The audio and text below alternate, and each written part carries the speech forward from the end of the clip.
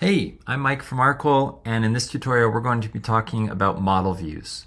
By default, every project in Arcol has a 3D and a top view inside a default folder.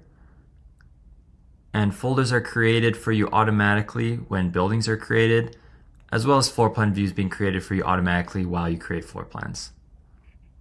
You can create your own folders by clicking this button here. And you can rename views or folders by right-clicking on them and selecting Rename in the menu. You can drag and drop to reorder views, and you can move views between different folders however you like.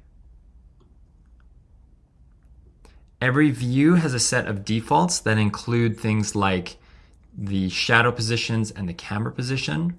And when you change any of those defaults, you'll see these two buttons appear in the top right. This button will allow you to reset to what the defaults were, whereas the save icon will allow you to override and set new defaults. Now, one thing to note here is that everything in Arcol works real time in terms of multiplayer.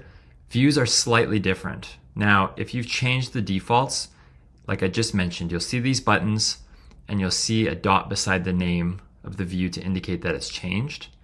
This currently will only be what you see for this view. View defaults are shared by everybody in the project, and the reason why we allow you to change things and be in this in-between state is that we don't want somebody else to be in the project in the same view and have them be dragged around because you're moving the camera around.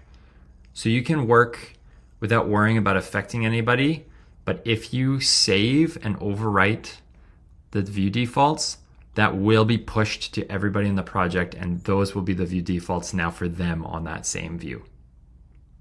So something to note there.